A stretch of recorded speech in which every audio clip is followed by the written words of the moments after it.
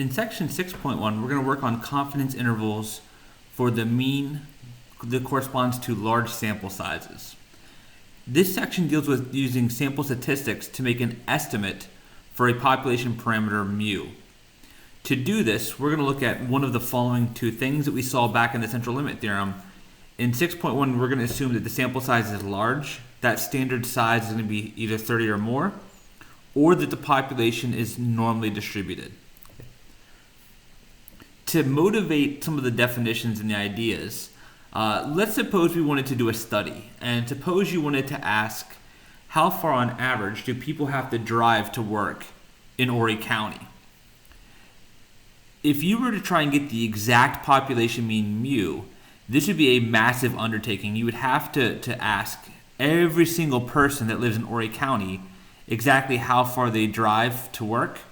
Furthermore, as you're completing your study, some people might be adding to the workforce or dropping out of the workforce.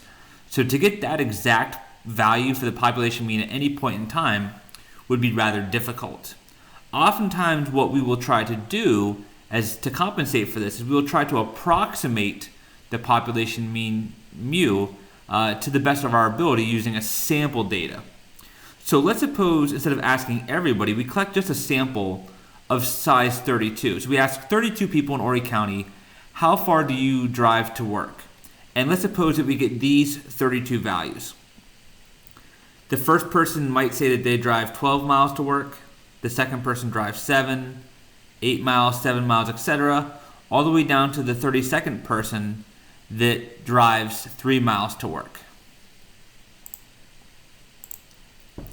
If we wanted to, we could compute the sample mean and the standard deviation for this data set. We did this back in chapter 2, where we would simply enter these values into our L1 list and do a one variable stats calculation. If we were to do so, we would find that the sample mean of these 32 values, meaning when we add them all up and divide by 32, we would get 9.47 miles, and it would have a sample standard deviation S of 7.098. We would refer to X bar, we know this is the sample mean, but it's what's also referred to as a point estimate for the population mean. So we're trying to approximate, in this case, the population mean, which is a single value X bar.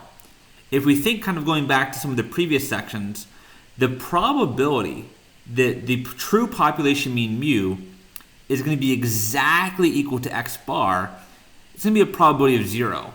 Right? I mean, the fact that a sample size 32 would have the exact same mean as the entire population is very, very, very unlikely. Okay? However, the hope would be that it's not exactly equal to it, but we don't want it to be too far off either.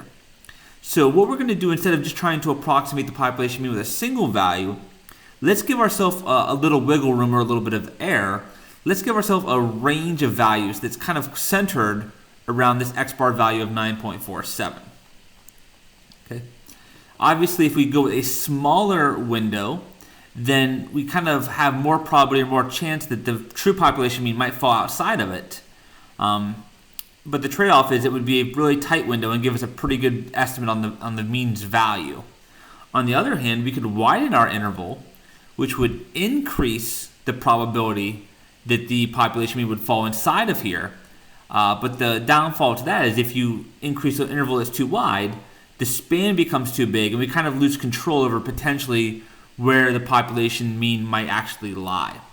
So one of the running themes we'll see throughout this section is just kind of a trade-off. The more precise and the more accurate you want to be in terms of probability, the wider your interval want to be. If you allow yourself to be off by a little bit, then you have a smaller window. Just to kind of make that a little bit more concrete, the wider the interval, the more confident we are that it contains the actual population mean mu. This width of this interval is going to be tied to something called the level of confidence. We'll call this the C value. And this is the probability that the interval estimate contains the population parameter. And now from this, we're going to move on from just a simple point estimate of the mean to what's called an interval estimate of the mean. An interval estimate is an interval or range of values used to determine a population parameter. How do we determine the endpoint of these intervals? Well, this is going to use something called the margin of error E, and we're going to find it as follows. So if you want to be, let's say, like 90% confident or 99% confident, we want to find a z-score, what we're going to call the z-critical score, such that between negative zc and positive zc, that desired percentage of the values will lie within that range. The formula for the margin of error, as it will be in section 6.1, is given by the following formula. The margin of error is going to be equal to zc times sigma, which is the population standard deviation, divided by the square root of n. Note that if you are given s, then we can just kind of substitute s in instead, as long as the sample size is large enough. And then the confidence interval that we're going to construct, it'll be centered at x bar, as we saw in these above diagrams, and it'll have a width of 2e. So you go e to the left, so this left endpoint will always be x bar minus e, the right endpoint will be x bar plus e. Okay. Let's go back to our example of the 32 drivers, and let's actually go ahead and calculate the 90% confidence interval for this problem. Okay. So we know that x bar is 9.47. We have s, which is the standard deviation of the sample, is 7.098. And if we want to construct the 90% confidence interval, we need to find the margin of error E. Okay. E is going to be equal to zc times sigma divided by the square root of n. Sigma or s, as it may be, will always be given to us, or we can calculate it pretty easily. In this problem, we know that that's the 7.098. N is the square root of our sample size, that's 32. The only thing that often requires any kind of work in this setup is finding the value of z critical. And this is awfully similar to the kinds of things we did back in chapter 5.3 when we were finding z-scores. For the 90% confidence interval, if we do a rough sketch of this, for the 90% confidence interval, the z-critical value is a z-score such that between negative zc and positive zc, 90% of the value should be in there. So all we really need to do is solve for either one of these two zc values, whether the negative or the positive, and then just know that whenever you plug it into your formula, we always want to consider the z-critical score to be the positive value. Of the two, I often find it easier to kind of find the negative zc value and then just remember to switch the sign. The way that we would do this is, remember, if it's 90% between the two z-scores, then the amount in the two tails would be 1 minus c, the complement. If 90% is between, then that means that 10% lies outside of the middle. Because it's symmetric, it's a bell-shaped normal distribution, half of that 10%, meaning 5%, would lie to the left of the negative zc. So we could find this thing by simply doing inverse norm, cumulative area to the left, that would be 0.05. We're looking for a z-score, so that's standard normal, so it's going to be 0 and 1. And we would get a value of negative 1.645. That would be our left z-score. Technically, we want z critical to be the positive of that. It should be a positive value. So it's just going to be positive 1.645. Now that we know what z critical is, we can go ahead and plug it into our margin of error formula. E is going to be, again, at zc times sigma divided by the square root of n. This would be the 1.645 times 7.098 divided by the square root of 32, which will be 2.06. So this is our margin of error.